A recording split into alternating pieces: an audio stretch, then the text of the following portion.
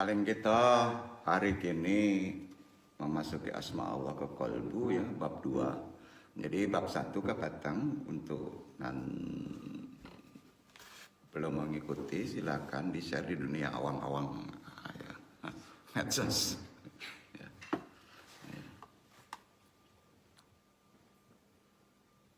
Langsung saja kita taklim. Bismillahirrahmanirrahim. Assalamualaikum warahmatullahi wabarakatuh. Waalaikumsalam warahmatullahi wabarakatuh. Jazakumullah khairan katsira. Innal hamdalillah nahmaduhu wa nasta'inuhu wa nastaghfiruhu wa na'udzu billahi min syururi anfusina wa min sayyi'atina a'malina. Man yahdihillahu fala mudhillalah wa man yudhlil fala hadiyalah. Wa asyhadu alla ilaha illallah wahdahu la syarikalah wa asyhadu anna Muhammadan abduhu wa rasuluhu nabi ba'da.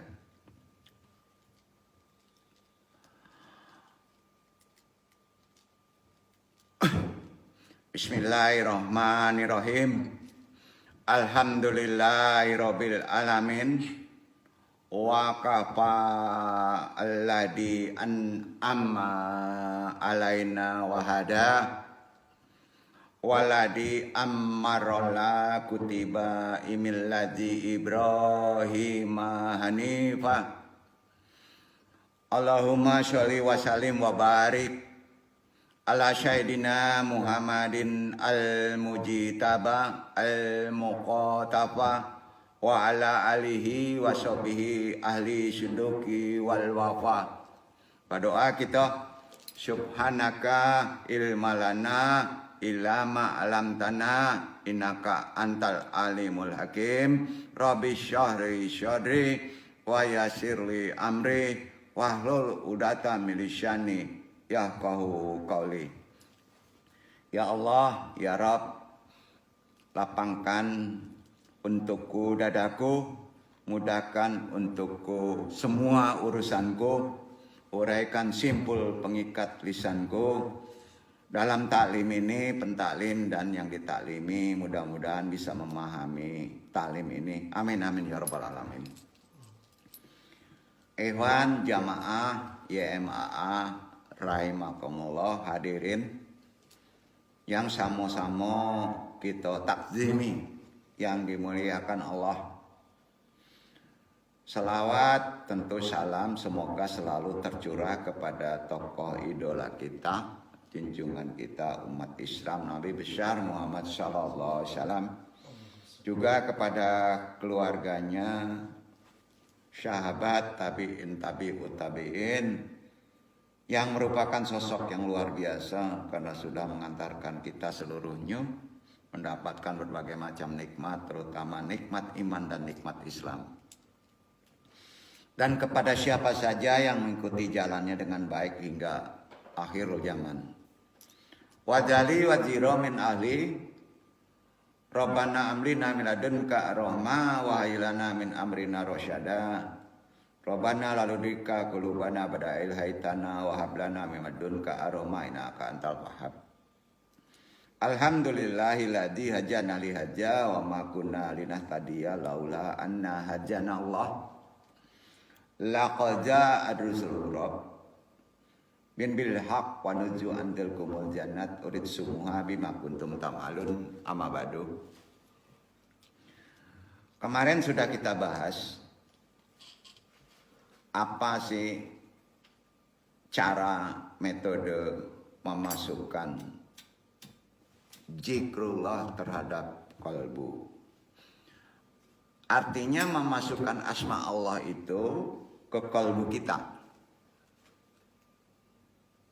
Asmanya ya, bukan Allah, bukan kejatian. Jadi bukan berpikir Allah masuk. Asmanya, namanya. Ya. Nggak muat antum kalau masuk Allah. Ya. Ya. Itu kaji kebatinan. Ya. Jadi begini maksudnya, jangan berpikir Allah itu masuk. Asma Allah yang masuk. Nah, sampai ya. Itu kan sifat. Betul kan? Itu hanya sekian juta million persen lah yang masuk. Ya. Jangan berpikir Allah itu masuk. Itu kaji kebatinan salah. Jadi kalau pemahamannya salah dalam konsep pola berpikir kita memasuki Allah tadi kan, ya berada di kolbu, itu nggak benar ngajinya namanya. Jadi yang kecil itu Anda lurusin dulu. Udah paham maksudnya ya? Kan orang la ilaha illallah, Allah masuk ke badan. Nah, bisa jadi Firaun antum. Ya, sampai. Nah, jadi itu penting. Jadi antum memang harus detail itu perkara itu ya. Nah, kenapa Allah tidak tersentuh oleh kalbu antum? Ya. Itu kepekaan kan? Berarti rasa takutnya kan antum itu masih di derajat hal. Kemarin. Ya. Derajat kita namanya hal. Artinya hal itu masih berubah-ubah, nggak stabil. Ya. Sering terpancing kalau kita ada musibah, kita baru ingat Allah kan. Kalau senang nggak ingat Allah kan. Itu derajat kita, masih hal. Ya. Kalau kemarin kaji gini, orang yang sudah bagus makrifatnya, senang, susah, traveling, bersafar, diam, ya, hatinya itu stabil, ya. Enggak, misalnya kan ada orang kena malangan langsung teriak Pak, nangis. Jadi kalau kita ngelihat orang kena malang tuh langsung teriak ke Allah, itu masih derajat hal, betul kan? Tapi kalau udah stabil dia berdoa tapi tenang, berarti orang itu sudah derajatnya makomnya bagus. Sudah berderajat makom gitu namanya. Ya, sudah derajat makom namanya. Ya. Kalau antum masih berubah-ubah, solusinya ya, ini umum masih. Supaya jangan bisa berubah-ubah, masukkan asma Allah itu sesering mungkin gitu. Itu gunanya zikir, memasukkan asma Allah ya ke kalbu antum. Ya. Jangan sampai antum kalah disetel sama pilot.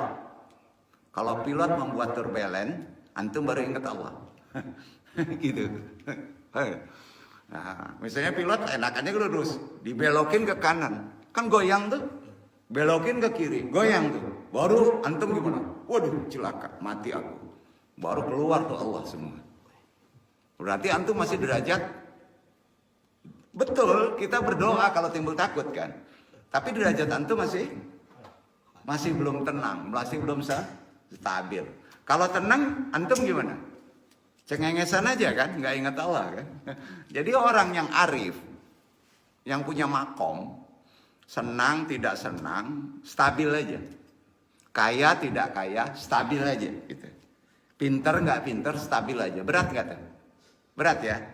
Itu sebabnya kalbu itu bolak-balik. Bisa naik, bisa turun. Nah ini ditetapkan, ditenangkan. Dengan zikir. Itu salah satu manfaat kita zikir Allah ya.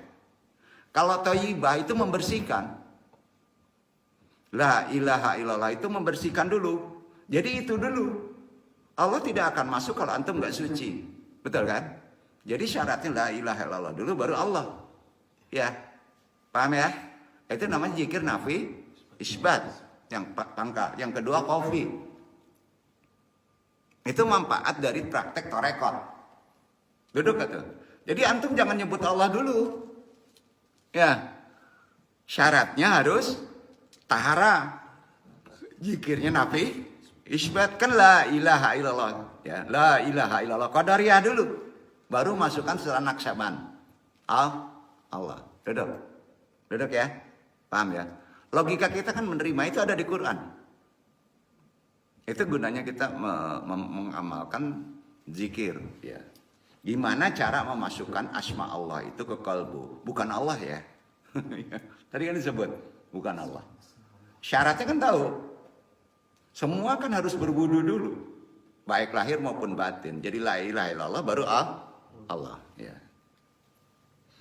Jadi itu yang disebut secara bahasa umum ya. Kalau orang syariat menyebutnya zikir bil qalbi. Apa? Bil qalbi. Ya. Artinya berzikir dengan menggunakan hati. Ya. Itu sirul zikir, rahasia zikirnya itu sirul. Terdengar oleh kita, tidak diam. Tidak diam. Kalau kofi nggak kedengeran.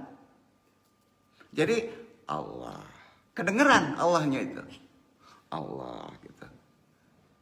Karena semua harus diliput oleh Allah. Baik lisan, telinga.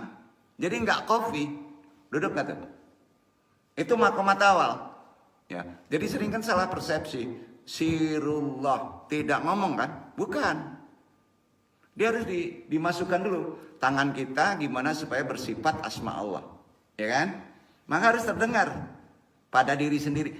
Sirullah itu lafadznya terdengar oleh diri sendiri. Sampai ya. Nah. Antum tahu enggak kelemahan zikir jahar? Zikir bersuara. Dan kelebihannya apa? La ilaha illallah, kenceng kan? Mudah masuk ria.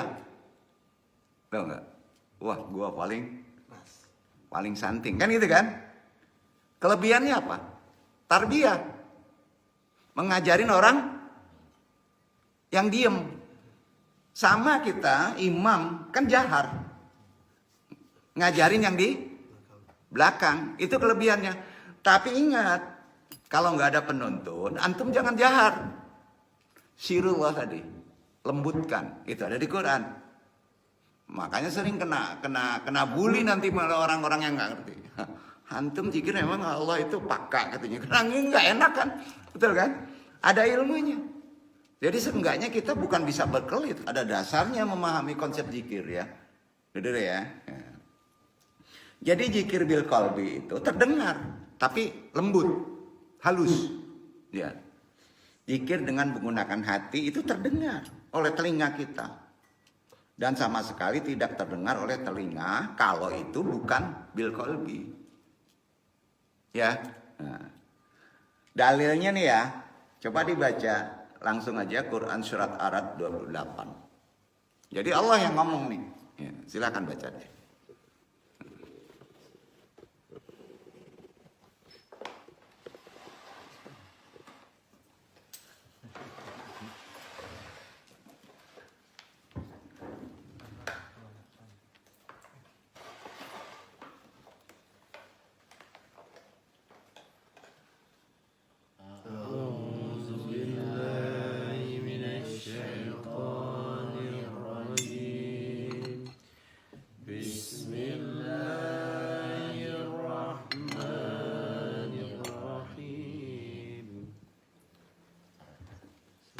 Arab ayat 28 diawali alladzina amanu.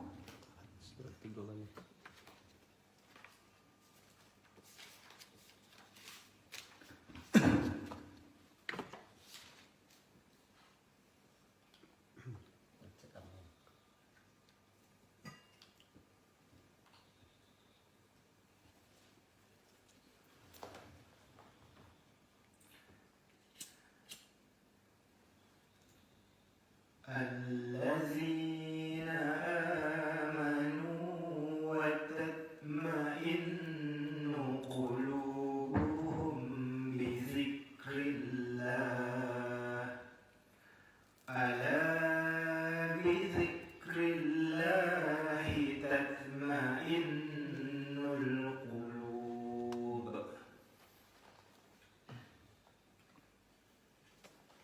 Yaitu orang-orang yang beriman dan hati mereka menjadi tentram dengan mengingat Allah.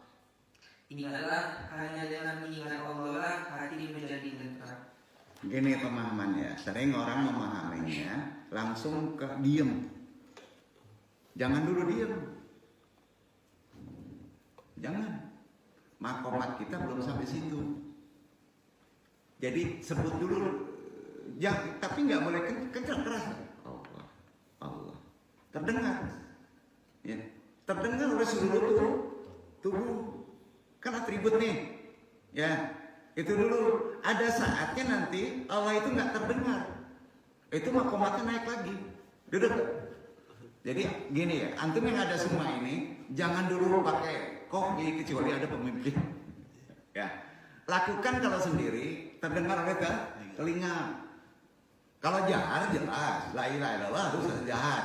Dasar dalilnya ada, Qurannya ada. Nah, kebingungan kan nyarinya orang-orang ini. Adanya di hadis kan kebanyakannya kan. Ada Qurannya, nanti bahas. Ya. Jadi sebenarnya kita bisa ngomong kenapa keras nih ngomong zikirnya. Ya kan? Yang menggoncang bumi ini dimasukkan ke dalam kolbu. Ini lebih spesifik. Pertanyaannya, berzikirlah kepada Tuhanmu. Nama Tuhan itu dengan nama Tuhanmu. Itu ada di Quran kemarin. Dengan nama Rabbmu. Nama Tuhanmu apa yang dikasih tahu sama Quran? Allah kan? Jadi Allah itu. Itu nama kan jahar tuh. Nama Tuhanmu apa? Allah itu kan tertekstual. Ya, jadi bergerak nih mulut. Kalau ismu syirnya itu sebetulnya huwa, nggak disebut lagi. Gitu. Karena dia tidak tekstual. Paham ya? Kalau tekstual kan kenyataannya terlihat, terdengar. Ya. Sampai titik ini paham ya maksudnya ya. Ini agak lebih nyelimat dong. Itu kasihan untuk iwan-iwan yang ikuti dasar torekot. Kalau nggak ngikuti kaji pendalaman di sini, mereka jadi kebingungan nanti. Sepertinya itu. Jadi teori aja nanti. Ya. Jadi memang perlu tahapan memahami zikir nggak semudah apa yang kita ini ya kita bayangin nginget Allah aja. Bukan begitu. Ada adab kan? Iya kan? Contohnya karena harus wudhu, harus thayyibah, ya. Baru sir bil qalbi. Allah. Mengambil zikirnya juga harus matsur gitu. Jelas. Bukan kata guru, itu ada di Quran. Matsur kan harus ada di Quran dan sunnah. Ini penting nih, ya. Yang menggoncang bumi ini kan intinya kan dimasukkan ke dalam kolbu. Yang menggoncang bumi ini siapa? Gempa itu, Allah kan? Nah, maka yang bergetar itu apanya? Kalau di dalam. Bukan begini kolbunya. Kalau di dalam kan kolbunya. Ya kan? Karena kan dimasukkan yang menggoncang itu kan. Makanya kalau ada orang yang masih, ini masih di luar ini zikirnya. Ini ilmunya. Masih makomatnya masih di hal. Masih berubah-ubah. Kalau dari dalam dia nggak kelihatan getarnya tuh. Dia yang terasa. Tahu nggak? Itu udah masuk di kolbu. Ya. Karena kan dimasukkan ke kolbu. Ya, bukan di fisik. Nah. Apa dasar dalilnya? Bisa itu dimasukkan ke kolbu. Al-Anfal ayat 2. Andung yang ngebaca ya. Kalau mau dilihat silakan Al-Anfal ayat 2 ya. Nah, ija zikrullahu wajilat kulubuhum. Coba lihat tuh. Baca deh, coba. Betul atau enggak? Setuju ya? Betul kan? Nah, di sana ada kata apa? Wajilah. Iya kan? Wajilah. Artinya, jika disebut nama Allah, wajilah. Seharusnya begitu. Antum kalau disebut nama Allah, bergetar nggak hati antum? Wajilah nggak? Allah. Itu digetar-getarin namanya. Antum sendiri yang gitu kan. Karena apa? Karena sudah dimasukkan dengan kayak tadi. Tuh. Kira-kira paham gak tuh? Jadi kita kan nggak bodoh nih. Logika kita kalau nggak dimasukin gimana mau bergetar? Ratusan kali itu dilatih sama para guru mursyid udah bergetar belum? Berulang-ulang tuh, lama. Yang duduk nih lama loh. Tuh Abah Anom tuh, saksinya tuh. Antum belum masuk. Antum masih di luar. Setinggi ulama, gelarnya memble juga panjang sepanjang Profesor MA hantu belau, kalau zikirnya masih goyah-goyah ojak lontong, masih di luar tuh hatinya. Paham nggak? Belum tenang. Kalau bergetar di dalam gimana tuh? Nggak ada efek ke tubuh tapi nggak kelihatan gitu ya. Paham nggak? Kalau orang sudah nggak ada yang kayak gitu lagi, Pak, Allah menyuruh ke bumi. Maka bumi yang bergetar. Kalang kabut antum.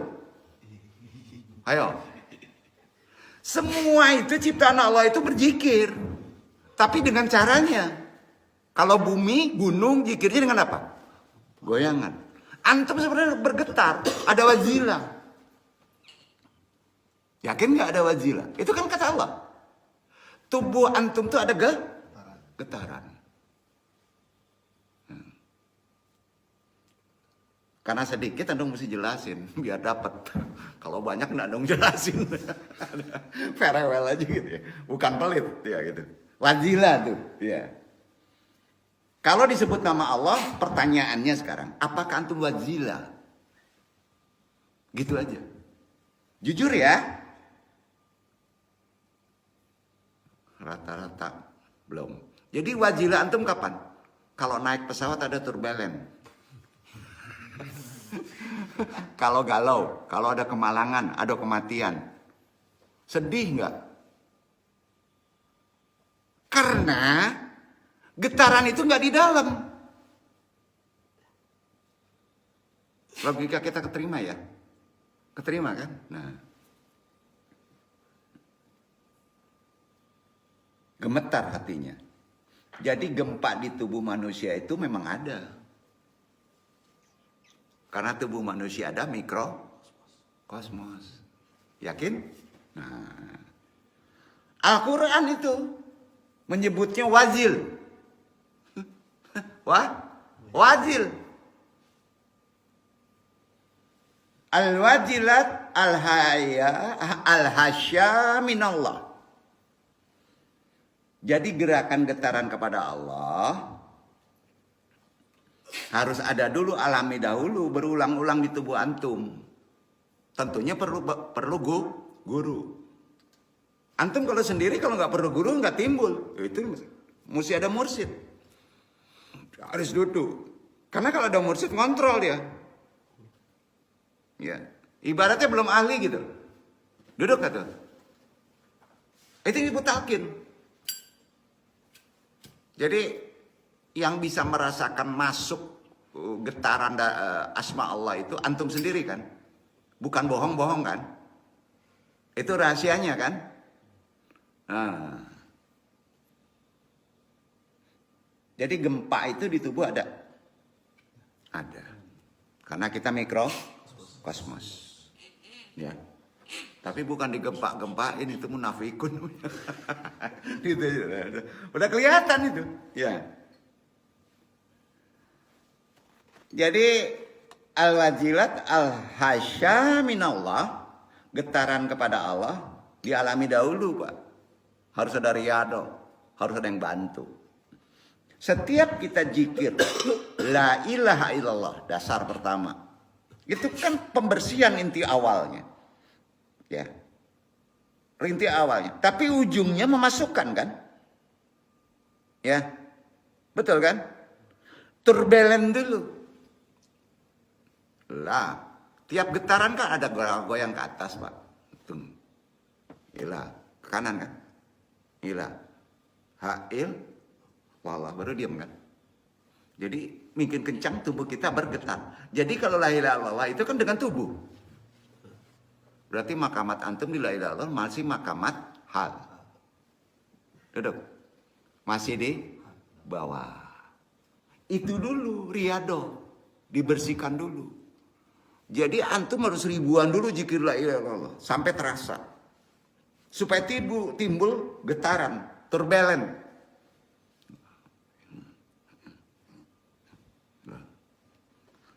Itu riyadhah.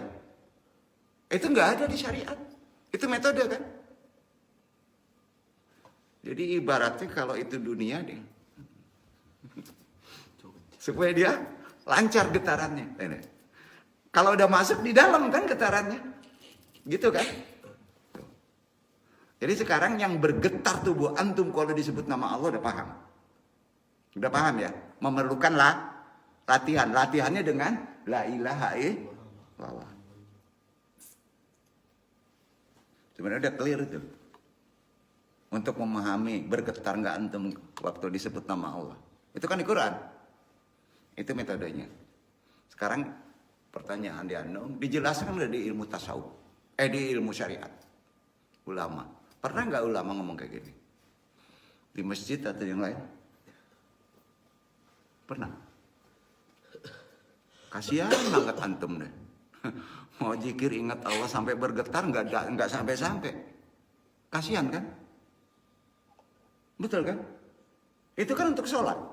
Kalau antum sudah masuk sujud tuh antum betul-betul, waduh, nikmat banget loh.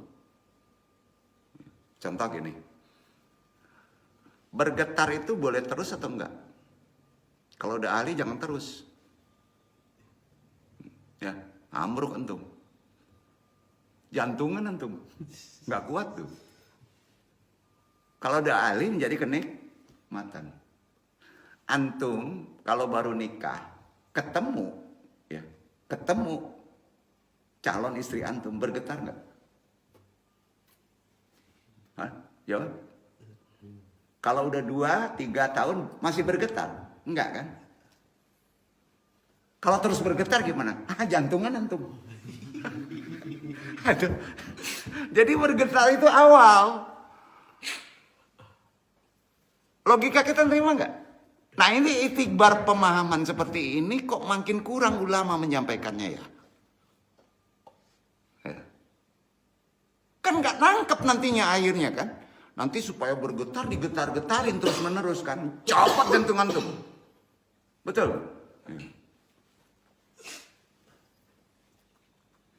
Jadi Al-Quran menyebutnya wajil.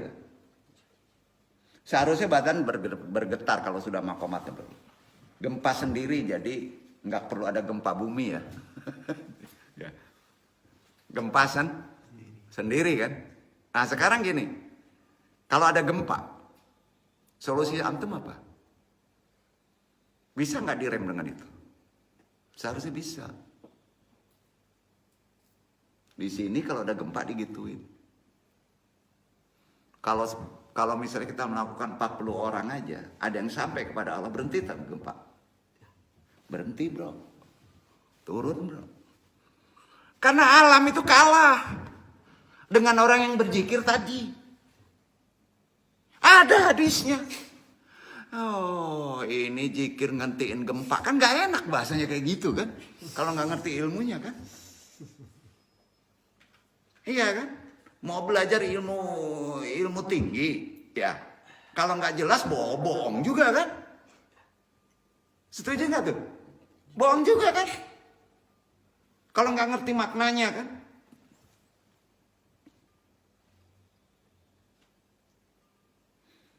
Di bumi ini sebenarnya setiap hari bergoyang gempa. Percaya nggak? Fisika. Ini nih goyang tiap hari.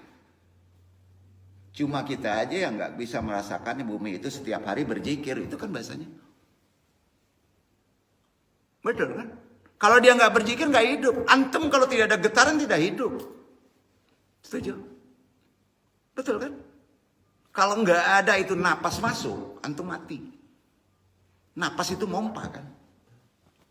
Bergetar nih. Nah itu kalau volumenya diatur, bisa bagus nggak?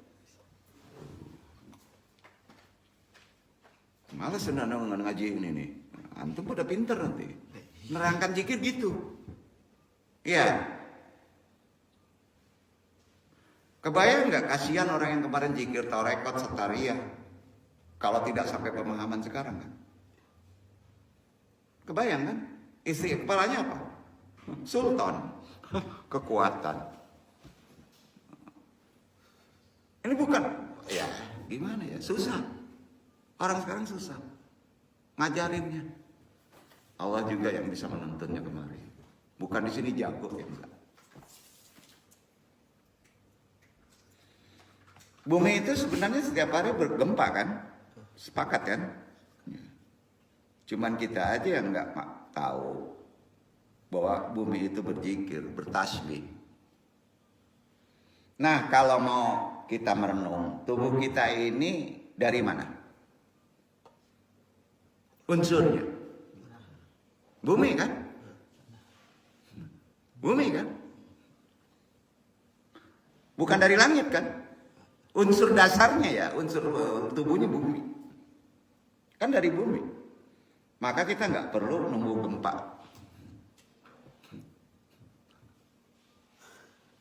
Ditunggu gempa, dihitung. Nggak perlu, tubuh antum bisa ada gempa kok. Antum bisa menciptakan gempa kok. Jangan jahat ya. Setelan gempa itu kepada orang yang betul-betul memahami ilmu zikir. Kalau orang udah nggak zikir lagi, gempa dia. Ya kan? Itu orang sering nyebut apa? Alam berdakwah, alam berzikir. Ya. Kalau alam berzikir rusak nggak? Rusak bro, karena dia nggak ada ukuran. Ada ukuran nggak? Enggak kan? Babak belur semua. Yang soleh babak belur juga. Ketimpa di situ.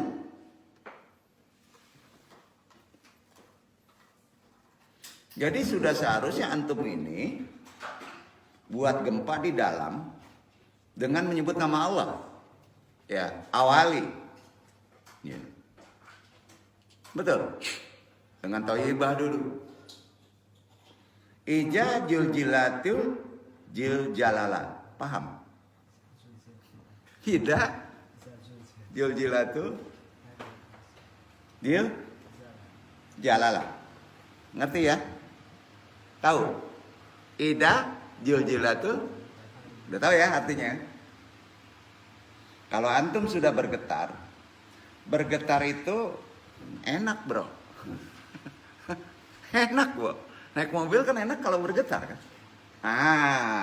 Tapi kalau tiap hari copot jantung antum. Betul. Kalau tiap hari gimana tuh? Kalau antum jatuh cinta di awal-awal nikah, pas lala mau menikah masih tinggal indah garamang katanya. Indah kan? Indah. Nah. Kalau tiap hari bergetar bisa jantungan antum. Mati tuh. Pada beko kan. Sabulan kapatan lagi gampo bah. Adon mati taga. Ditakaji. Itu kan? Itu yang kita ngatur. Jadi gimana? Bergetar itu. Kalau dalam tarekat. Cukup di awal. Udah ketemu? Jangan dicari getar itu. Pas sudah ketemu, nanti selanjutnya antum yang ngatur. Sampai nggak nih? Getaran itu antum yang ngatur. Getaran itu pembersih, Pak. Antum bersihin beras yang banyak ribuan di satu tampik atau tampah. Digoyang. Tersisih. Membuang digoyang juga nggak? Dosa antum. Tapi kalau tiap hari ditampik,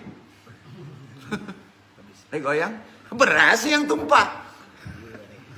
Nah, logikanya kan gitu. Jadi betul nggak mungkin nggak zikir goyang-goyang orang, ada orang membid'ahkan. Wajib lah, ada di Quran ya, ada kan? Ayo, makanya kalau mau debat sini, andung selalu ngambil zikir itu dari matsur. Kalau nggak Quran sunnah, di luar itu enggak. Itu prinsip. Jadi getaran itu cukup di awal aja ya. Gitu dulu. Ya.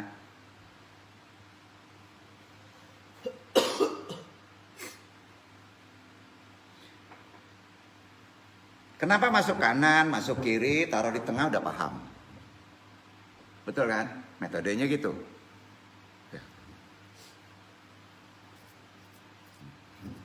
Sama. Buang bare atau apa? Kalau ndak pandai menggoyangnya. Ponjak lontongnya. Esensi antum keluar sadonyo. Sepakat gak? Masuk tuh setan. Itu ilmu. Makanya mesti ada guru. Kalau dia udah goyangnya udah di luar kontrol, sang mursyid langsung memberhentikan. Lah, katanya. Ulang lagi awal. Itu kan diajarin jadi pilot antum. Betul kan? Nah, antum nggak tahu kalau dia itu melampaui batas. Sampai. Tuh. Wah, sedang lama dan bagoyang-goyang baranti puluh. Itu omongan apa itu? Belum sampai itu. Kira-kira paham nggak tuh? Iya kan? Jadi ulama, ustadz, guru mursyid yang betul tuh insya Allah ya yang sampaikan bisa kamu ngelihat. Kalau menjadi guru, antum harus pendakwah ahlul qalbu dulu.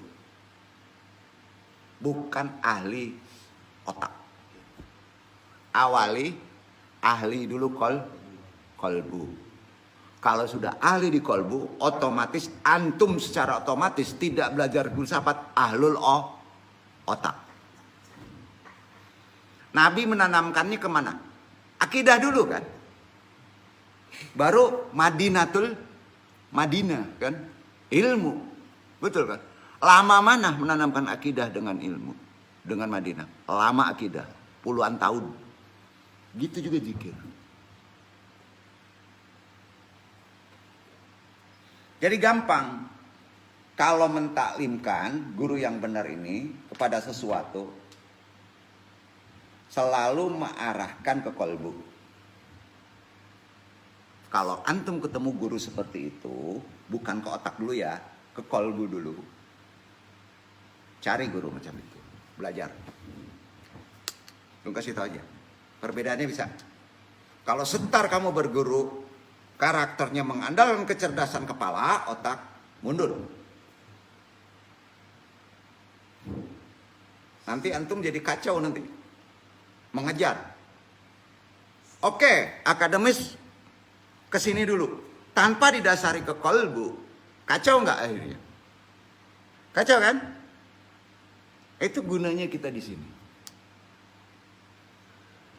Itu gunanya tasawuf. Itu gunanya torekot. Oke, dibuat satu aliran tasawuf. Kalau pengajarnya tidak belajar kolbu tadi, sampai bisa memasukkan kolbu, tasawufnya larinya kemana? Otak. Mungkin penuh nggak? Lah, tasawuf itu ruhani nggak bisa diotak-otakin loh. Dia ada standarnya, harus matsur, taklid buta kepada Quran, betul kan? Kepada sunnah aja keteter loh. Setuju nggak tuh? Harus duduk. Ini ngeri nih anak, kalau baru kemarin sore langsung dikasih amanah untuk ngajarin tasawuf. Berapa ribu nanti umat larinya kebingungan. Ini bukan nakut-nakutin. Jadi sudah saatnya kita yang ada di sini membumikan ilmu tasawuf secara torekot. Setuju? Ya, minum dulu dong ya. Pelan-pelan.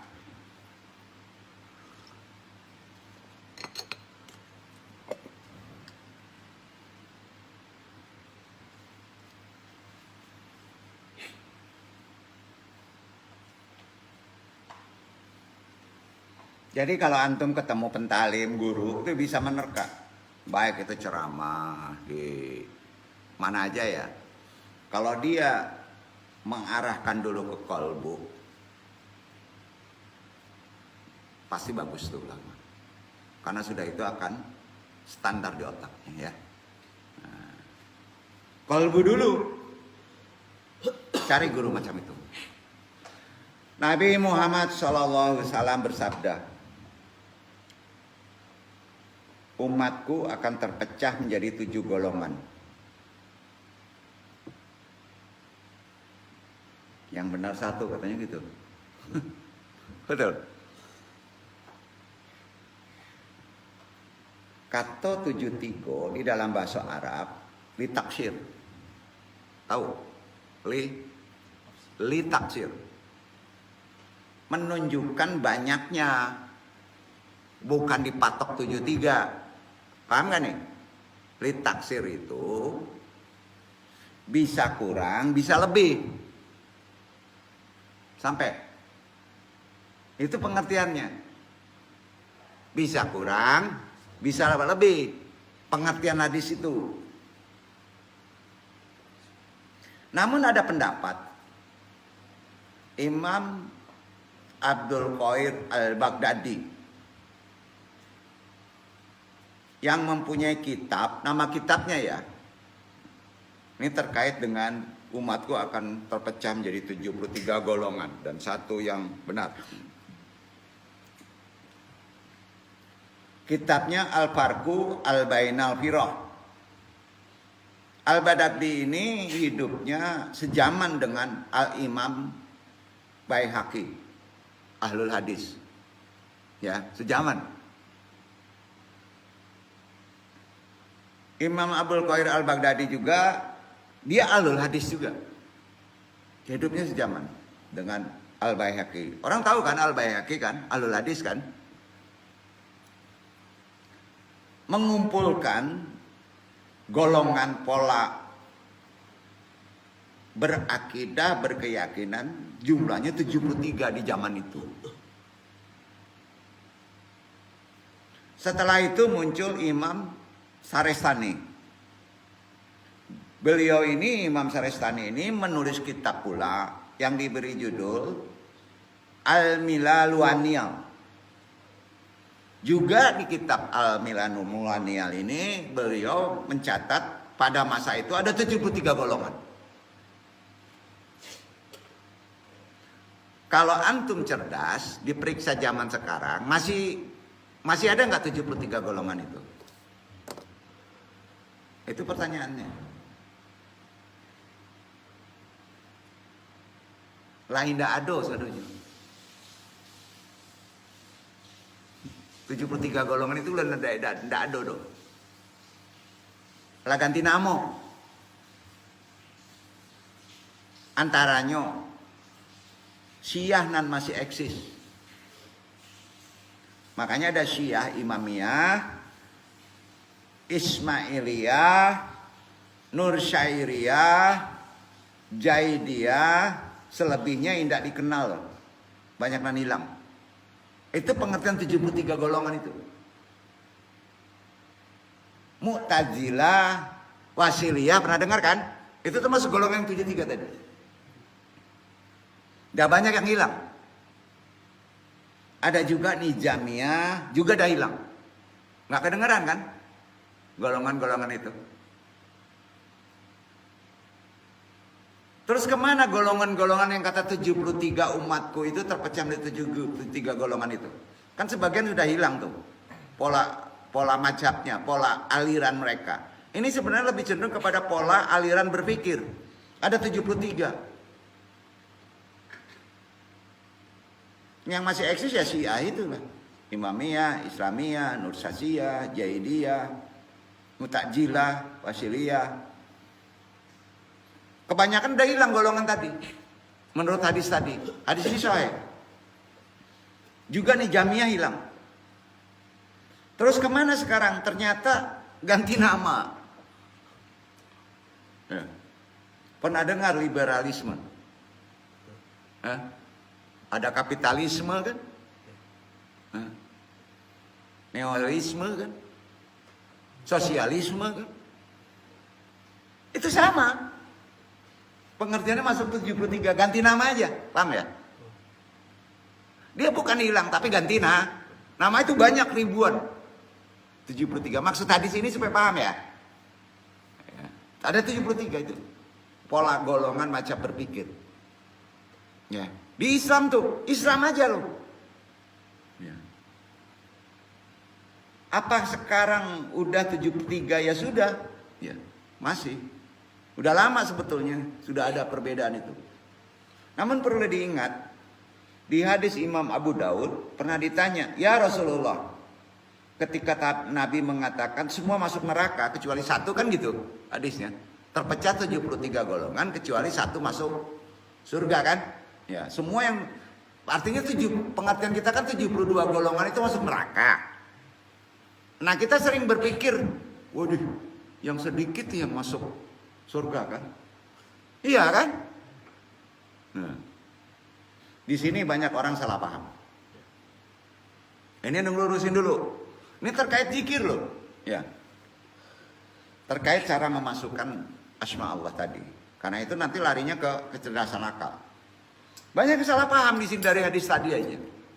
Begitu lemahnya kecerdasan orang sekarang. Bukan tidak pintar, salah membaca teks. Dikira satu itu kelompok yang disebut Nabi tadi, ya. Semua masuk neraka kecuali satu. Maksud Nabi menyebut manhum ya Rasulullah. Nabi menjawab al-jamaah. Apa? Al-jamaah. Hadis ini sahih loh. Yaitu jamaah. Al-jamaah di situ pakai alif lam kan? Ini kalau ilmu ini nggak harus tahu. Kalau pakai alif lam, lil istiqarat ala jami'ir. Musliminat minat tajihinat alamin hajnubuah. Artinya itu semua umat Islam. Jangan dipersempit, tahu nggak? Bukan satu, itu bukan sempit satu kecil seperti jamaah ahli sunnah, YMA di alay aja yang masuk surga. Bukan begitu. Itu seluruh umat Islam, paham ya? Nanti sering jadi perpecahan. Ini maksud yang disampaikan. Yang bermanhaj, berakhlak dengan mazhab kenabian, akhlak kenabian. Dan itu umumnya umat Islam, gitu kan? Umumnya kan? Ya. Artinya al-jamaah. Bukan kelompok kecil. Setuju? Dari hadis tadi. Bukan misalnya kita buat jamaah ahli sunnah YMA alai ampang, terus kita doang yang masuk surga. Bukan begitu maksudnya. Jamaah al sunnah, ya, misalnya NU aja yang masuk surga. Enggak gitu maksudnya. Kita kan sering salah pengertian masuk mana nih supaya masuk yang satu kan. Islam itu enggak susah loh. Fadilah rahmat Allah tinggi loh. Masuk surga itu kalau diandung gampang sebetulnya. Bukan gampangin. Ya, bukan gampangin. Al-jamaah kan semua umat Islam yang bersyahadat, yang sholat, yang zakat, yang saum, yang haji, berakidah dengan rukun, yang 6 dengan ihsan, betul kan? Itu maksud al-jamaah yang satu itu. Jangan lari, jangan dipersempit. Nih. Tentu wajar kan jika ada yang bertanya gini, apakah hanya orang yang beragama Islam saja yang bisa masuk surga? Wajar orang nanya gitu kan. Memble kepalanya tuh masih sebetulnya diandong kan. Iya kan? Pertanyaan tentang apakah surga hanya untuk orang Islam seperti ini lumrah. Tapi kalau nggak bisa menjawabnya kacau loh. Ini anu pancing untuk jadi bukan untuk berdebat. Anu sampaikan perkataan yang benar. Ya. Lumrah, pertanyaan itu lumrah kan? Ya. Apakah orang Islam saja yang masuk surga? Nah. Karena untuk hal-hal seperti itu, bagi Islam itu imani. Tahu diimani? Taklid aja, imani aja. Memang Islam aja yang masuk surga gitu. Untuk orang Islam ya. Karena itu ditentukan Allah begitu. Jadi yang masuk surga itu hanyalah yang Islam. Kemudian kita nggak usah deh dosa nih menyoal detail-detailnya. Nah ini kesalahan orang sekarang. Apalagi ada pertanyaan. Sumpah gini, bagaimana orang yang ditakdirkan lahir keluarga Kristen, lingkungan Kristen, Kemudian diajarin Kristen dari kecil. Allah nggak adil dong. Ayo. Itu pertanyaan yang detail itu. Makanya pertanyaan tadi jangan didetailkan. Imani saja. Pokoknya akidah gue hanya Islam yang masuk surga. Jangan didetail-detailkan. Masih ada nggak orang kayak gitu? Nah, hati-hati. Jadi jawabannya mana? Tidak. Itu perkara iman. Sampai itikad. Duduk kan? Bawa. Iman kita, syarat masuk surga adalah beragama Islam. Titik. Jangan detailkan lagi. Ini pinternya orang sekarang karena diputar-putar. Antum sering dibully oleh Syiah. Nanti dibully itu sama liberal. Jangan. Stop aja. Kalau nggak bisa pergi aja. Karena kalau sudah itikad, akidah, kita nggak boleh jabarin secara akal kan? Duduk. Nah, contoh kalau ada nguber juga, mepet, jawabannya kira-kira gimana? Ada Ustadz Pak Uji belum pulang ya? Kan dia filsafat tuh. Kira-kira kalau mentok harus dijawab, gimana jawabannya? Bayar, susah tuh. Ayo. Sementara kita suruh itikad, gak boleh dilanjutkan. Sementara dituntut kita harus mencerdaskan kan. Satu aja. Hakikat kita ini gak pernah tahu. Paham? Hakikat itu kita gak pernah tahu. Jangan sok hakikat. Hakikat Allah ada yang tahu. Hakikat besok aja antum gak tahu. Betul kan? Nah, sesungguhnya kita tidak tahu hakikat dari sebuah keadaan dan kenyataan. Itu aja jawabannya. Sepakat nggak? Kita nggak ada yang tahu loh hakikat dari keadaan dan kenyataan, nggak ada yang tahu. Terbatas ini. Arif nggak jawaban itu? Jadi jangan soal hakikat. Antum kadang-kala gregetan pas menyebut hakikat sholat. Aduh, mak. Oh, repot itu. Itu kan udah inti masalah. Enggak terjangkau loh. Makanya hakikat itu lebih cenderung person. Oh, ya. Orang yang diberi rahmat. Enggak bisa dijabarkan setarbiah. Yang kita ketahui dari kenyataan itu enggak ada 1% dibandingkan pengetahuan Allah. Enggak ada. Setuju enggak tuh? Enggak ada. Bisa saja orang yang berada di negara Islam, keluarga Islam, besar di Islam, gara-gara miskin, gara-gara terlantar, akhirnya dendam sama Islam berubah Kristen. Ada nggak? Hakikatnya gitu. Ada kan? Banyak kan? Nah, ada yang lahir di Kristen juga gara-gara trauma sama agamanya. Kemudian yang pastor itu masuk Islam ada? Ada.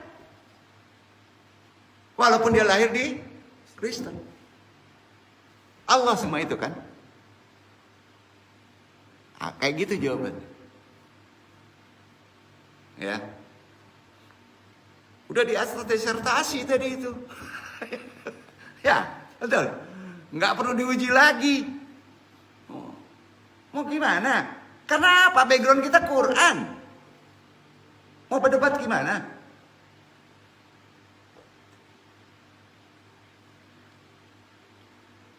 Betul, anak Kristen pasti Kristen. Itu kan mainstream. Setuju nggak? Mainstream tuh. Kalau nggak ngerti mainstream tanya tuh. Itu mainstream kan? Ya. Jadi umumnya saja, tapi sebenarnya kita nggak pernah tahu ya. Islam, lahir di Islam, anak orang Islam, lingkungan Islam, mainstream kan? Setuju? Nah, ini Andung coba ngulik dulu ya. Sebenarnya Andung nggak mau kesini ya, karena ini sedikit Andung tekan ya. Ini kan udah terkait dengan perkara ruhani tadi dengan pola berpikir kita kan, filsafat kan, iya kan. Ini sebenarnya kaji-kaji yang enak yang sering diuber semua Ustadz Pak Uji itu. Ada Ustadz Pak Uji ya. Tapi nggak apa-apa, nanti Andung kasih tahu.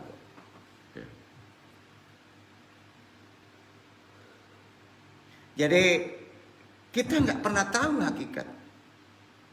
Intinya apa sih hikmahnya? Naikin lagi. Supaya nggak tahu itu, kan diharapkan kita hanya tunduk sama Allah aja. Itu maksudnya. Maka kita tidak dikasih tidak tahu, dikasih tertutup supaya kita tunduk kepada Allah saja, bukan tunduk kepada pikiran. Itu kan akidah. Sepakat? Mau sombong juga dengan kepintaran? Nggak bisa. Nggak bisa. Itu hebatnya Islam. Tawadu kan ada ajarannya. Ya, tunduk kepada Allah. Akhirnya semua ujungnya apa? Wallahu alam kan? Mau ngomong apa lagi? Nah, karenanya banyak orang awam dalam hal kita beragama, umumnya ya kalau nggak kita pandai menatanya ya, sering dilupakan, yang sering dilupakan oleh kita beragama Islam adalah optimisme. Catat itu. Optimisme antum beragama itu sering dilupakan. Nah, kemana ngajinya nih? Enggak, ini benar nih. Antum ini beragama sering dilupakan ilmu optimisme. Secara Islam ya. Optimis gak?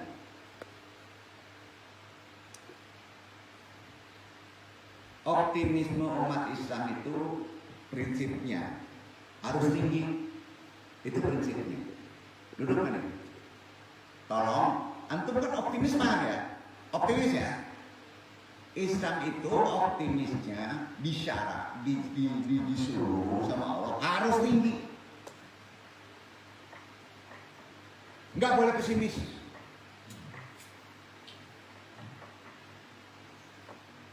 Bahasa anak mudanya, kalau masih ada galau, belum muslim. Enak? Belum muslim tuh. Masih rendah bener. Pokoknya optimis ajaran Islam itu harus tinggi. Misalnya, keyakinan optimis terhadap ibadah yang kita jalankan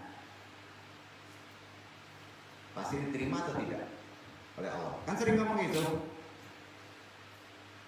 Jadi kalau optimis tinggi pasti diterima. Duduk. Itu dulu. Walaupun antum masih belum ngerti ilmu rukun ibadah, tanamkan optimis pasti diterima gitu.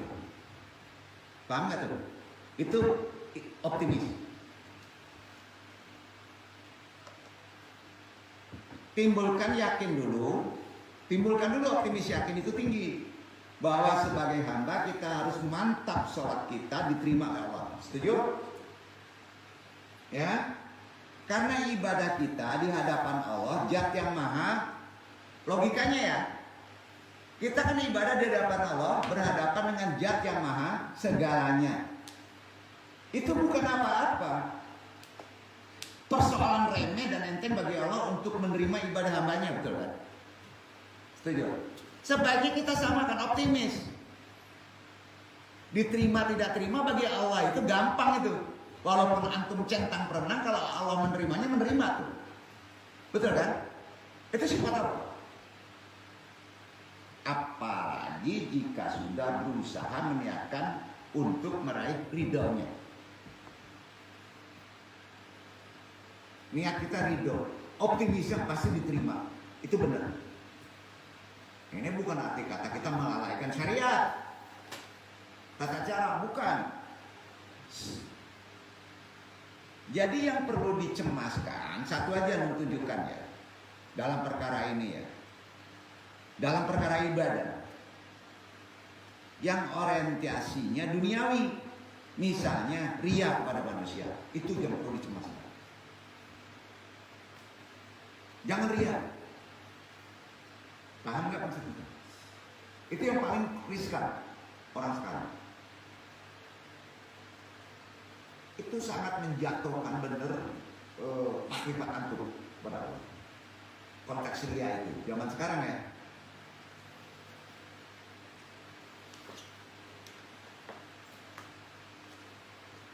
keyakinan umat muslim masuk surga? Nung tanya. Optimisme lemah. Dikarenakan apa? Dikelilingi taklim ramainya kegelisahan spiritual yang disebabkan oleh ceramah pesimisme tentang surga neraka kan? Betul kan? Tasawuf, torekot dibid'ahkan kan? Nah, susah tuh. Benar kan yang Anda ngomongin? Maka naikin dulu pasti optimisnya. Orang mukmin pasti masuk surga. Yakin? Optimis kan dulu. Orang muslim masuk surga kalau kita zakat, kalau kita ibadah, ya kita jangan melihat, Allah tidak melihat bagusnya ibadah. Ya, hatinya ya, optimiskan dulu. Jadi konsep Islam itu bagi orang muslim mukmin pasti masuk surga. Itu kan dasar pola berpikir klasik, tahu nggak? Klasik. Klasik itu lama tapi keren. Ya, pola berpikir klasik tahu nggak? Ada nggak di filsafat? Ada tuh. Ya. Dasarnya apa yang Anda ngomongin ini? Firman Allah loh. Firman Allah dasarnya.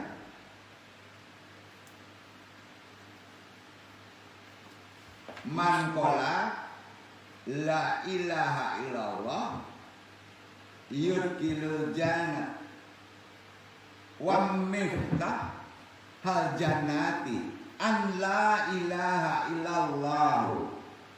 Artinya ini, barang siapa mengucapkan tiada Tuhan selain Allah, maka masuk surga.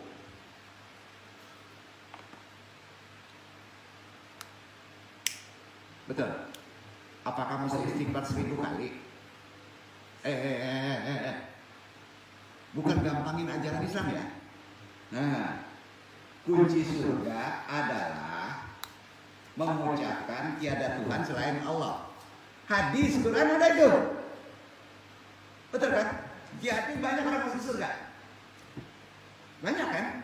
Jamaah kan? Kalau antum udah la ilaha illallah, optimis kan? Pasti masuk surga. Ini bukan gampangin. Tapi harus pahami. Itu itikad. Semudah itukah mukmin masuk surga? Betul. Sesungguhnya amal dan ibadah antum tidak akan cukup untuk masuk surga. Kejawabannya. Enggak. Sebanyak apapun ini mau adalah enggak bisa masuk surga. Enggak. Walaupun antum hafal Quran. Tapi apa? Fadilah Allah itu luas. Jadi masuk surga itu syaratnya. Jangan ngandelin amal aja dong. Karunia rahmat Allah Quran. Setuju? Fadilah Allah. Ya, bayangin ya. Orang mutaknya ratusan tahun. Pas dia mengucapin sahabat jaminannya surga kan? Kalau Allah berkehendak itu bisa kan? Nah, luas. Jadi pada akhirnya pola berpikirnya optimis itu fadilah dan rahmat Allah yang luas. Itu pola berpikir. Jangan dipanjang-pendekin.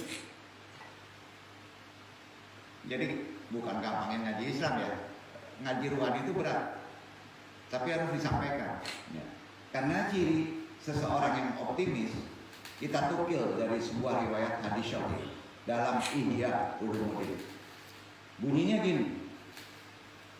Bima fidalika sabullahil muqtarib fa'ina lasqafal ladhi yatakuna bi syautin alim muqta'i nauna bi tisyai dimatillahi.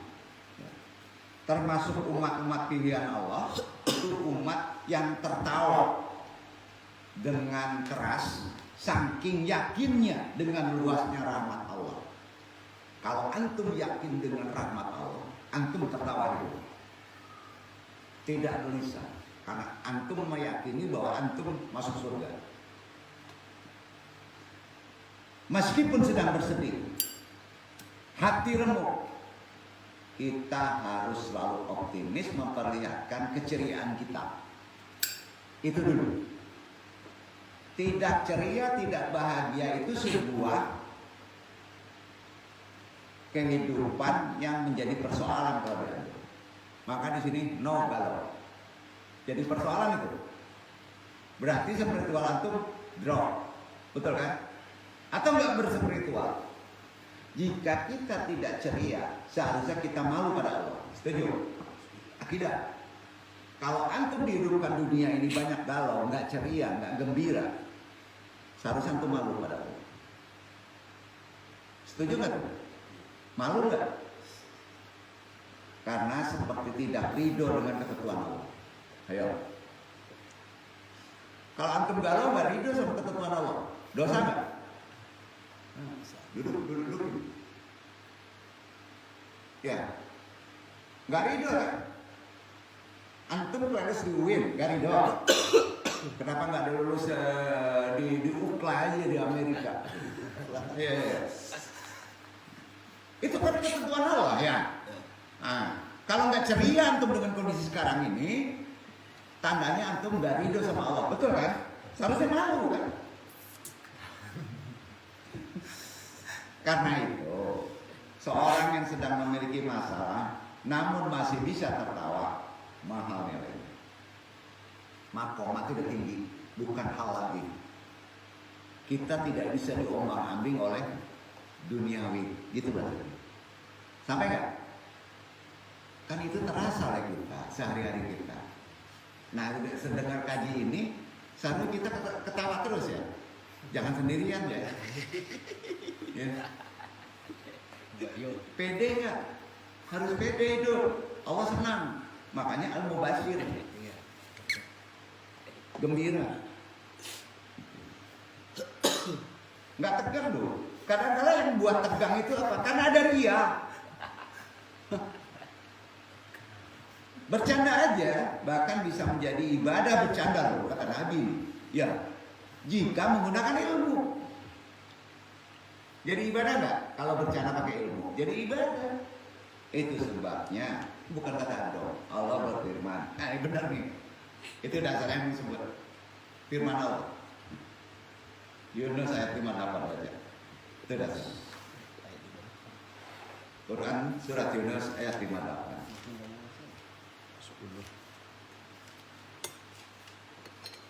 Pokoknya kata andung, katanya ide andung. Enggak, Quran itu harus gembira deh. Menjomblo gembira, nggak ada duit gembira, gitu ya. Nggak ramai jemaah, nggak hadir, jangan ngeluh ya. Gembira juga ya. Ngapain susah banget sih.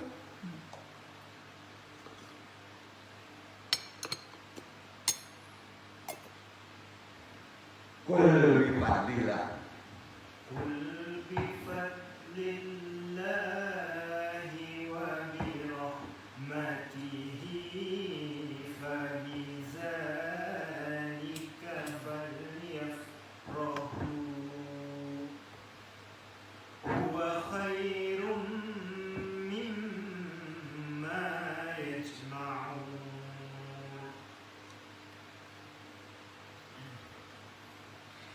Katakanlah dengan kurnia Allah dan rahmatnya, hendaklah dengan itu mereka bergembira. Kurnia Allah dan rahmatnya itu adalah lebih baik dari apa yang mereka kumpulkan. Itu kan lebih baik daripada apa yang mereka kumpulkan kan. Jadi yang Anda ngomong ini kata siapa? Hah? Betul Iwan tadi yang Anda ngomong tadi kata siapa? Kata firman Allah Yunus ayat 48. Jadi galau itu tanda antum gak ridho hidup, betul. Jomblo ngeluh. Nggak usah ngaji sini. Betul. Kan itu, nggak ada duit ngeluh. Nggak usah ngaji sini. Ya, betul kan? Udah tahu ilmunya. Jadi bukan artinya nanti cengengesan terus ya. Kacau nih. Pokoknya kita tahu deh. Jangan sampai kita tidak paham Quran kan. Sedetail itu loh. Katakanlah dengan karunia Allah dan rahmatnya, antum dikasih nafas, dikasih hidup. Ya. Kalau suruh bayar gimana? 1 ango 1 miliar nggak hidup betul. Kok nggak gembira juga hidupnya? Ini aneh. Ngeluh juga. Sabun.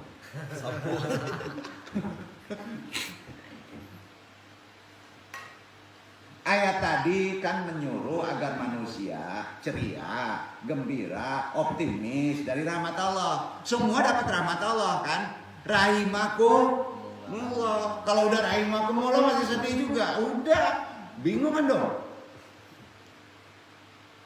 Ya besok nggak boleh menggerutu ya, nggak boleh ya. Kesandung menggerutu juga. Kurang aja batu. Ada sholat. Untuk disandungin, kalau dicemplungin ke laut gimana? Ya, gitu aja. Itu tanda campur tangan Allah itu luar biasa. Rahmat Allah itu ada tiap hari.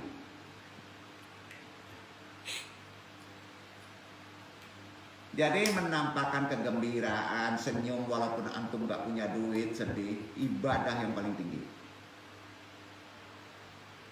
Sanggup. Orang sekarang, jangan gaduh Den, Aden sedang gilo. Hah? Pusing.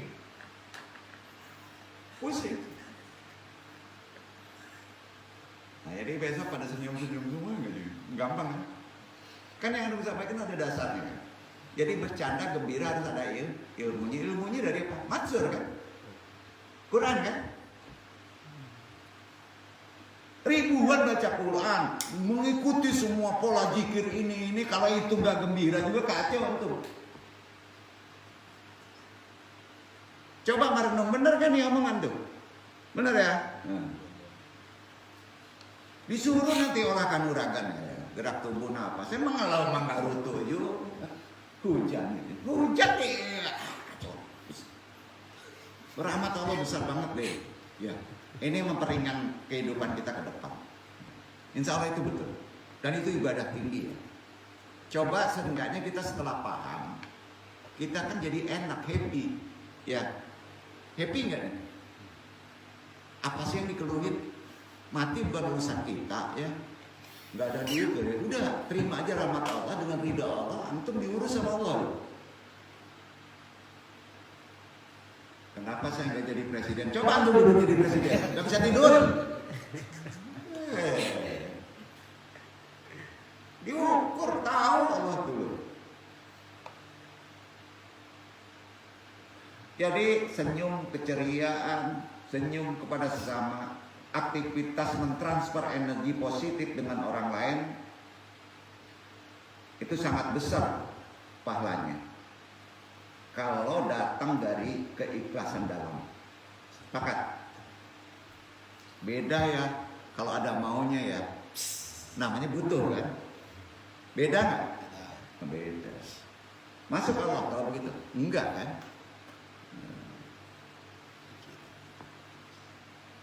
Itu melatih apa Pak? Kalau syariat? Itu syukur. Syukur berat ya? Ambo bersyukur. Ada mana mau kepeng? Kacau. Mana mau ambo nak bersyukur kan kacau itu. Ada duit miliaran ambo ndak ada, baguna ndak? Aduh. Dilatih tawakal. Dengan pemahaman kan? Sampai kan? Nah, setelah kita bisa berbagi kegembiraan, mubashir, dalam bertobat ada awadin, gembira, kebahagiaan, candaan yang berilmu, optimis di hadapan manusia. Percaya rahmat Allah itu luas dan akan selalu ada. Kalau begitu. Nggak yakin, pulang aja. Praktekin tuh. Ini enggak, kecoa datang ganggu dia pijak mati angkat itu. Itu makhluk Allah bro. Kasih makan kecoa itu. Enggak ganggu dia. Ini hama tikus, hama wering, hama penyakit banyak karena kita enggak pernah bersyukur. Ya, bahwa rahmat Allah itu ada. Mau bahagia bukan di duit. bukan karena istri, bukan karena jabatan. Pelajari ilmu rohani Islam, bahagia antum. Jadi banyak enggak orang Islam yang kayak gitu.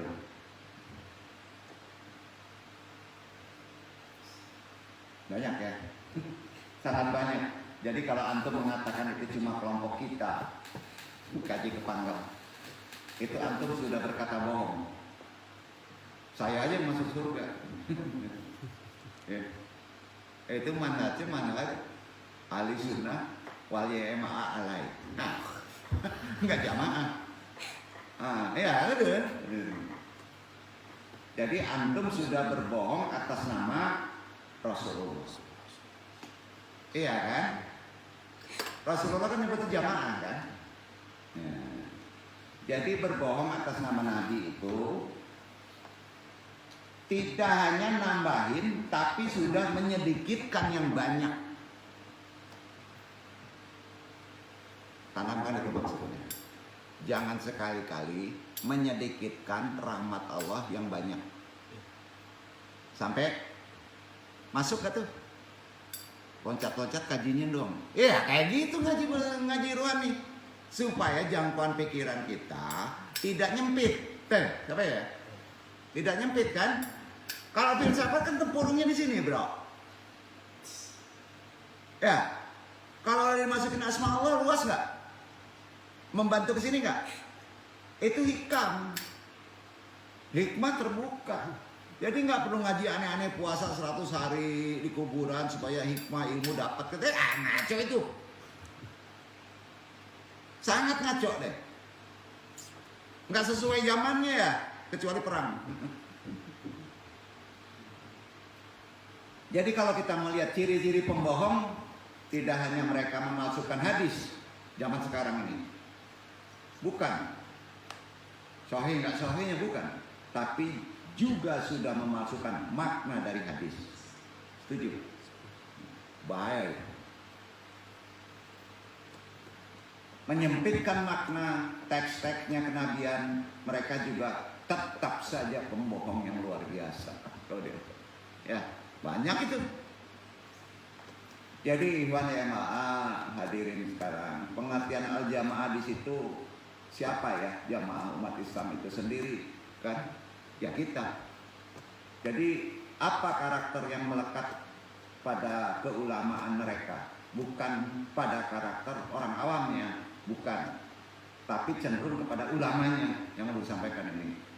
Di hadis Imam Tirmidzi ada pertanyaan dijawab dengan kalimat yang umum. Siapakah mereka wahai Rasulullah? Yang dari 73 tadi. Kan gitu? Ya. Dijawab oleh Nabi, ma'ana alihi amma, yang ikut aku. Yang ikut aku kata Nabi, dan ikut sahabat-sahabatku, dan ikut penerusnya. Setuju? Yang bernasab berwasilah, betul? Betul? Tarekat harus bernasab, wajib. Harus berwasilah, wajib. Nah, ini disempitkan orang yang bertarekat, enggak bro, enggak. Ya, setidaknya kita paham ya. Nah, kalau ditanya bisa ikut Nabi enggak zaman sekarang ini langsung menjawab, itu berat loh, langsung ya. Ya kan naik itu pertanyaannya.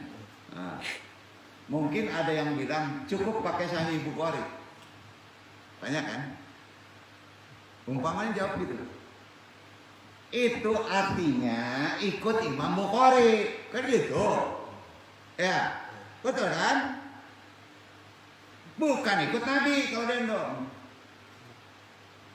Ini bukan ngecilin Imam Bukhari loh. Paham kan?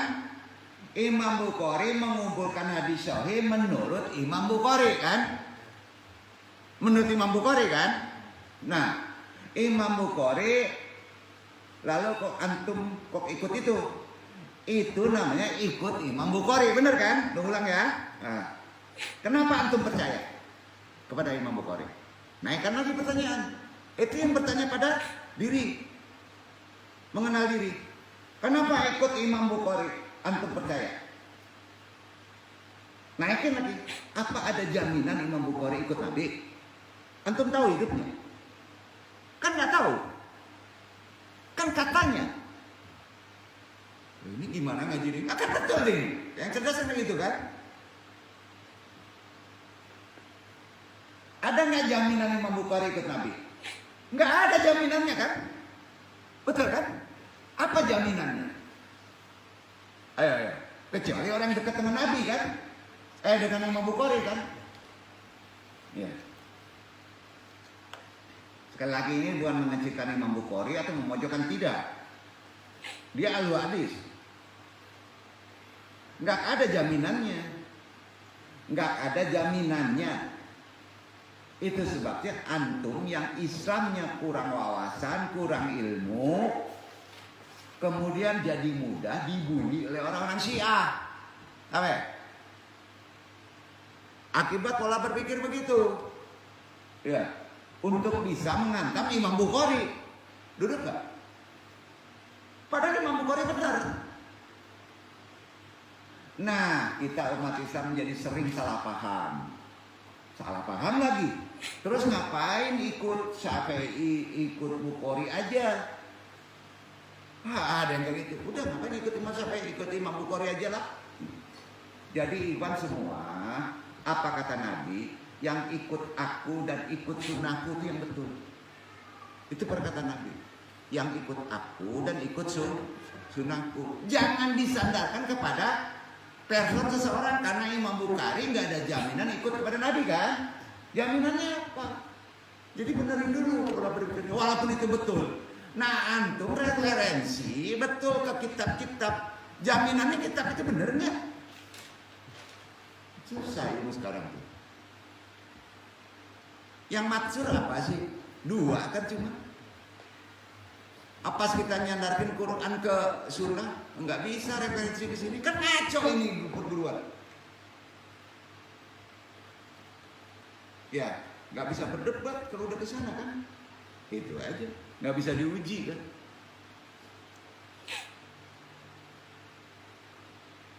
Jadi nih naikin dulu dikit ya. Jadi Iwan semua, apa kata Nabi? Itu yang betul ya. Yang ikut aku dan ikut sunnah.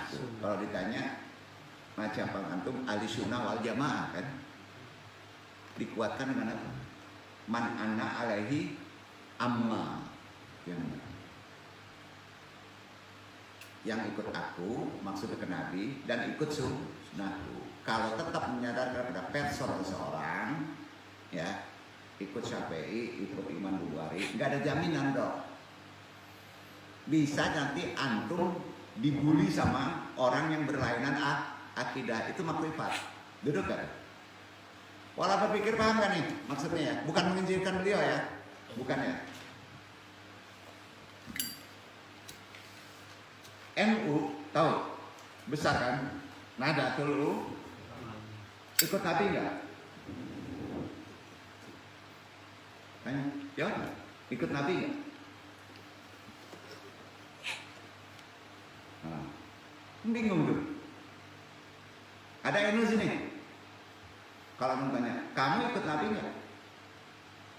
Iya dong, gitu kan? Tapi kalau ada persoalan yang bermasalah, itu persoalannya yang bermasalah, gitu. Sampai itu persoalan yang bermasalah. Sekarang Muhammadiyah ikut Nabi kan, betul kan? Ahli Sunnah wal Jamaah, NU Ahli Sunnah wal Jamaah, Salafi juga ikut Nabi. Ikut Nabi juga nggak? Salafi. Tapi ahlaknya ada yang sebagian ikut Nabi, ada sebagian yang nggak ikut Nabi, bener nggak? Ahlaknya sebentar-bentar bid'ah, sebentar-bentar kafir, ada nggak? Itu ahlaknya. Ya, sama NU juga, Muhammadiyah juga. Sebagian ada yang ikut ahlak Nabi, ada juga yang nggak ikut ahlak Nabi, sama kan? Sama kan? Setuju nggak tuh? Ada orang NU yang suka ngejek, ada nggak? Ada kan? Muhammadiyah juga Salafi juga banyak yang ngejek kan? Ada kan? Ulamanya juga. Ada NU waktu zaman-zaman sebelumnya suka ngomong ngejeknya itu banyak banget deh. Ada. Muhammadiyah juga mulai ada. Apa bedanya sama orang yang ngomong kelompok tertentu? Yang ngomong gini, sufi tasawuf itu jindik, ente jahir, ente sesat. Apa bedanya? Sama nggak itu? Sama kan? Nah, sama-sama brengseknya, bejatnya kalau diandung itu. Maaf ya. Karena ini udah rame nih di medsos nih. Anu lurusin. Maaf ya. Apa kata ulama-ulama? Contoh Imam Al-Ghazali. Kita tukil ya kalimatnya. Ciri-ciri orang berhati busuk, maka kata-katanya keluar pasti busuk. Yang busuk itu apa? Maaf ya, kalau di dalamnya diisi dengan binatang, yang keluar kebun binatang kan? Ya, kan gitu. Ceret dikasih kopi, keluar teh? Enggak ya. Kalau dimasukin asma Allah, keluar apa? Udah paham ya? Pasti ya. Nah. Kalau dalamnya kebun binatang yang keluar kebencian, itu bahasa mudahnya deh. Keluarnya. Maka ketika dia bertalim yang keluar juga kebencian. Nggak bisa dibohongin. Benci aja. Udah diniatin. Hantem nih. Betul kan? Banyak kan? Nanti viral. Kan gitu, cari viral gitu kan? Berarti ujungnya duit kan? Ini semua bukan salah kitabnya bro. Antum sekali-kali nyalahi kitabnya, kacau antum. Kitabnya nggak salah. Yang salah bisa saja memahami teks kan? Iya kan? Jadi nggak hanya mewarisi akidah Nabi, ibadah Nabi, juga akhlak Nabi. Itu yang benar. Diwarisin semuanya. Setinggi apapun ilmu antum, tanpa diisi kolbu, antum dengan jalan torekot melalui kebersihan thayyibah, Nabi isbat diisi dimasukkan ke hati antum ismu Allah, mustahil antum jadi benar. Betul nggak kata-kata itu? Nah, kecuali kalau rahmat Allah, fadilah Allah bisa membenarkannya kan. Nah, mengisi kolbu antum itu ya dengan zikrullah kan. Iya kan. Jadi yang salah itu lebih cenderung kepada orangnya, bukan kitabnya. Karena salah ngisi, betul. Mengisi kalbu itu ilmunya zikrullah. Dan itu metodenya hanya ada di ilmu tasawuf yang bertorekot. Bukan tasawuf teori. Paham sampai sini antum kan?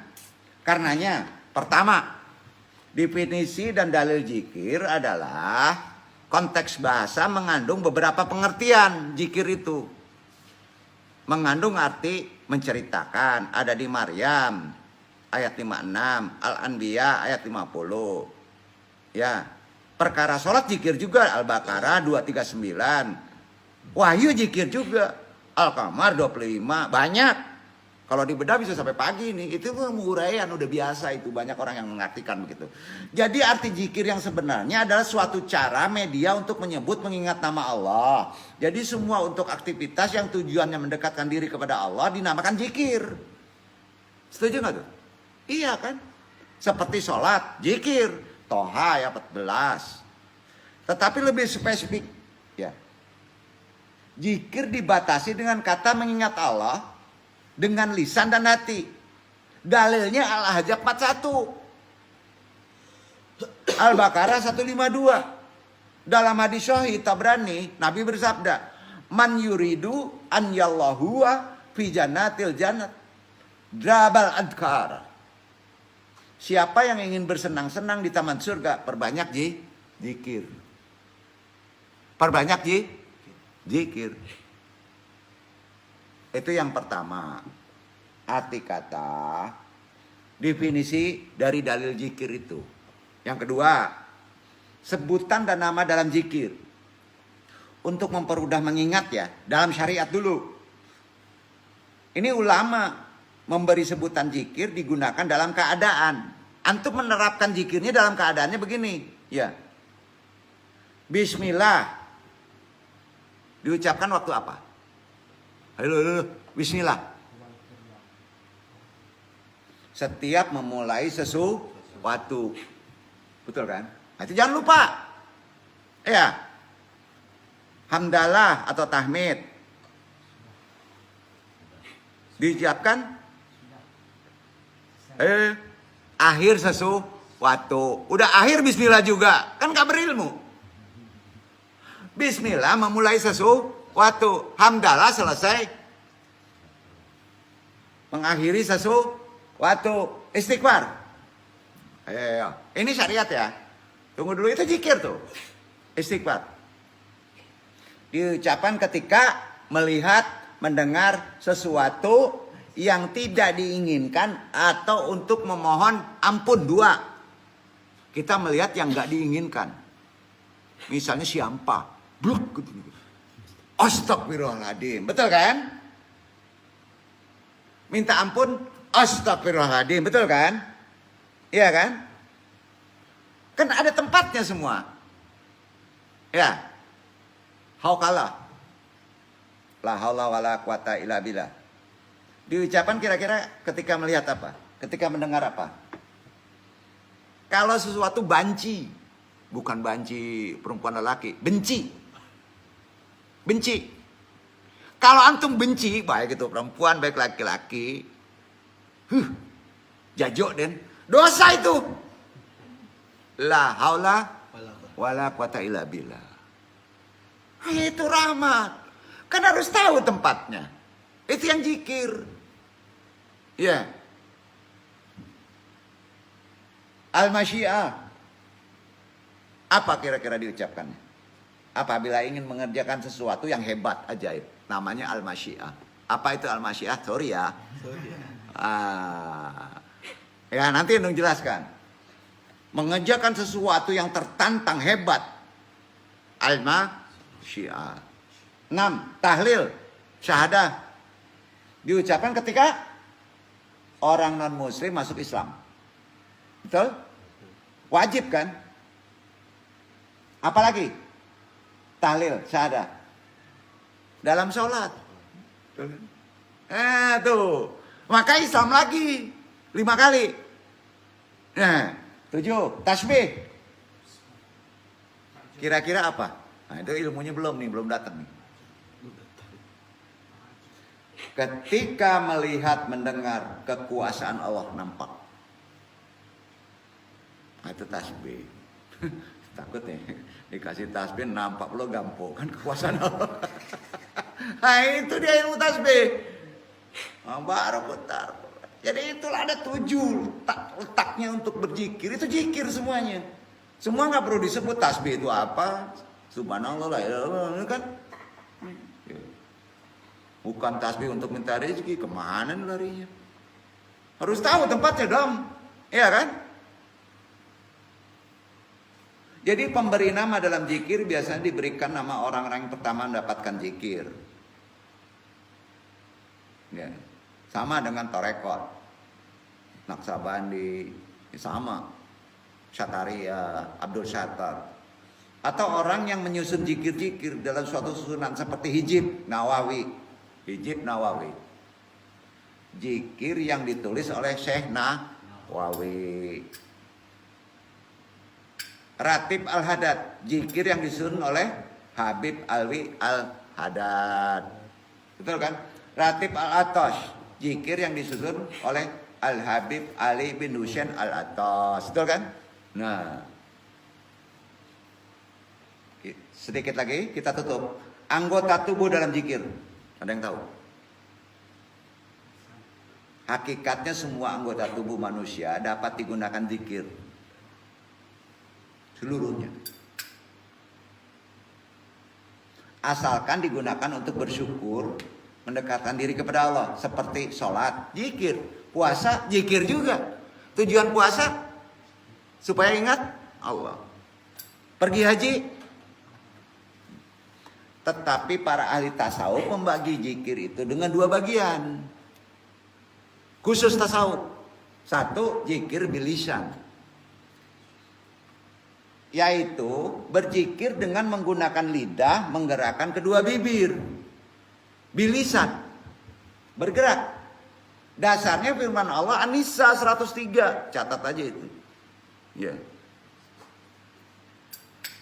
Faija qadaitu sholata fajkurullahi qiyama wa qudwa wa ala junubikum faija manantu fa aqimu sholat.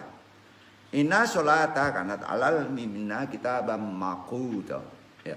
Maka apabila kamu telah menyelesaikan sholatmu, ini ayat ini populer. Ingatlah Allah itu di waktu berdiri, di waktu duduk, di waktu berbaring. Kemudian apabila kamu telah merasa aman, maka dirikanlah sholat.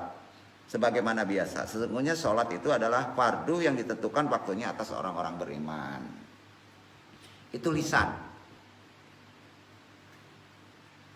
Mu'adz bertanya kepada Nabi tentang amal yang paling utama. Nabi menjawab, hatta yabdullah lisanuka bizikrillah. Itu jawaban Nabi. Sampai mati lidahmu basah dengan berzikir kepada Allah. Keren. Hadis riwayat Baihaqi. Dalam hadis lain dikatakan, anna daiman maqadimi indama yatadakaruni bitarriki syafataiki. Aku selalu bersama hambaku apabila ia mengingatku dengan menggerakkan kedua bibirnya. Zikir, ya, Allah dekat, ya. Berzikir dengan lisan ada dua, bilisan itu. Satu namanya sir. Sir berzikir dengan suara perlahan, sekiranya hanya terdengar oleh telinga orang yang berzikir, yang disebut tadi. Nah, orang tasawuf menamakan zikir ini dengan azikru bisyirri. Bukan zikir sir aja, beda lagi itu makamatnya di bawah, di atas. Apa namanya? Az-zikru bisyiri. Merupakan cara berzikir yang paling afdol dalam konsep makomat syariat. Dalilnya Al-Araf 205. Coba dibaca deh itu. Al-Araf dalilnya 205. Zikir yang terdengar oleh telinga sendiri. Enggak diem, beda lagi.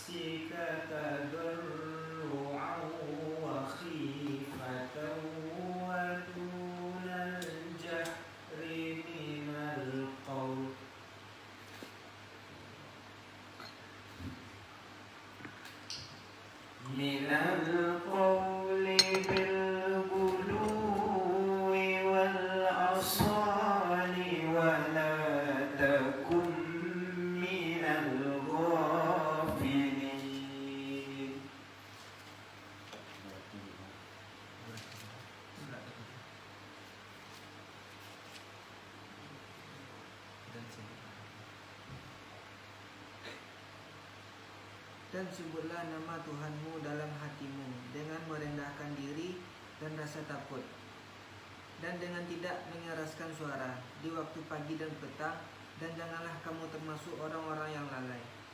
Hanok atau enggak? Hilang. Poinnya apa? Dengan tidak mengeraskan suara. Sepakat? Itu yang disebut azikru bisyiri. Jangan dulu hanok. Setelah tahlil jahar, masukkan zikir syiri dengan suara terdengar oleh telinga sendiri. Sampai ya. Kedua, jahar. Apa jahar? Dengan suara keras, terdengar oleh telinga orang yang berzikir dan orang yang di dekatnya. Terdengar. Dasarnya Ali Imran 135, baca.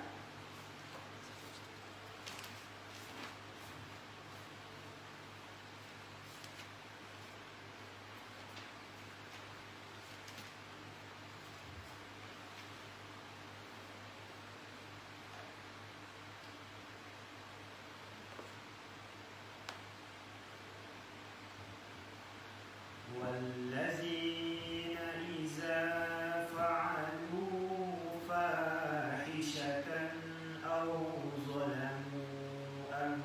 أنفسهم ذكروا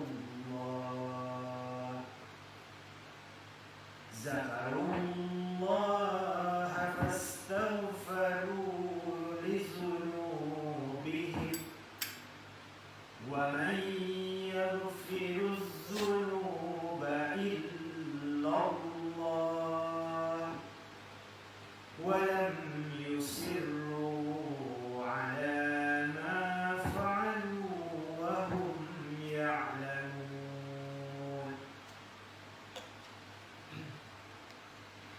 Dan juga orang-orang yang apabila mengerjakan perbuatan keji atau menganiaya diri sendiri, mereka ingat akan Allah, lalu memohon ampun terhadap dosa-dosa mereka, dan siapa lagi yang dapat mengampuni dosa selain daripada Allah. Dan mereka tidak meneruskan perbuatan kejinya itu, sedang mereka mengetahui. Ini tafsirnya, dan Allah mengizinkan. Walaupun ini perlu asbabul wurud, perlu dasar-dasar dari hadis, tapi Anda menjelaskan secara singkat aja ya. Di mana titik suara kerasnya di sini? Kalau antum berbuat dosa, langsung zikir, diam aja nggak? Saya berbuat dosa, saya minta ampun, mesti ngomong kan? Ada syahadahnya kan? Sampai jadi orang kalau zikir keras umumnya pernah berdosa. Ya, semua pasti pernah punya dosa nggak? Zikir jangan sampai la ilaha illallah satu, syirri terdengar telinga, jangan dulu naik sebelum bersih. Harus ada penuntun baru di ismu syir. Itu harus ada penuntun. Memasukkan Allah harus dilihat dulu udah bersih benar. Paham gak nih? Pokoknya amalin dua itu dulu. Jahar sekeras-kerasnya, makanya inabah ya di Qadariyah. Kalau kena dia dengan narkoba kan udah berbuat dosa besar. Suruh teriak dia zikirnya sampai dia bisa melupakan, minta ampun. Sampai nggak? Nah gitu. Ini ada dasar dalilnya, ini ada dasar asbabul wurudnya yang dicontohkan oleh hadis sahih. Insya Allah nanti menjabarkan lebih dalam khusus zikir jahar dalilnya ya, karena sering dipermasalahan orang. Yang ketiga, zikir bil qalbi. Namanya bil qalbi. Itulah menggunakan hati, sama sekali tidak terdengar oleh telinga. Itu yang ketiga. Beda dengan zikir yang tadi. Ajikru bisiri. Ajikru bisiri terdengar oleh telinga. Bil qalbi tidak terdengar oleh telinga. Ini tinggi banget makomatnya. Menggunakan hati sama sekali tidak terdengar oleh telinga. Kenapa?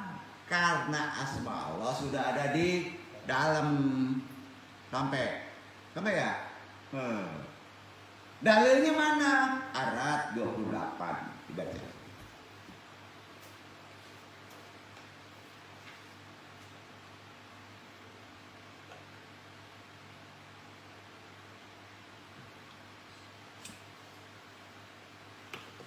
الذين آمنوا وتطمئن قلوبهم بذكر الله على بذكر الله تطمئن القلوب. Yaitu orang-orang yang beriman dan hati mereka menjadi tentram dengan mengingat Allah. Ingatlah, hanya dengan mengingati Allah lah hati menjadi tentram. Ingat gak perlu suara kan? Nah, sampai ya. Maka tenang dia setelah melalui turberen. Iya kan? Ya turberen kan teriak-teriak bro. Kalau udah tenang tuh masih berubah-ubah, masih hal pakai zikir tenang tadi, boleh nggak? Iya, bukan nggak boleh, belum kelasnya bro. Duduk ya, Itu aja yang bisa saya sampaikan, karena besok penemu coba bedah apa sih kelebihan zikir bil lisan, zikir bil kiri, zikir bil qalbi. Itu besok sampai tempat-tempat zikir itu kedudukan di badan, insyaallah besok. Bab ketiga langsung tamat. Dan Allah meridhoi kaji ini memang agak pelan-pelan karena Andung lebih cenderung ke pemahaman kan. Baik dulu Andung, wassalamualaikum warahmatullahi wabarakatuh. Waalaikumsalam.